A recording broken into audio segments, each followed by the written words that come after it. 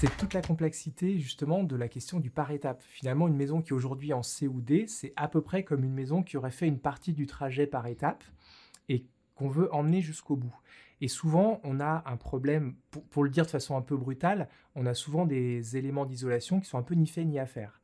C'est-à-dire qu'on va avoir peut-être l'isolation dans le mur qui fait 10 centimètres, mais il en faudrait 15. Et puis, il n'y a pas d'étanchéité à l'air, il n'y a pas de frein vapeur, il y a juste le parement, la plaque de plâtre ou autre. Alors qu'il faut absolument un frein de vapeur, un élément d'étanchéité à l'air pour atteindre la performance BBC.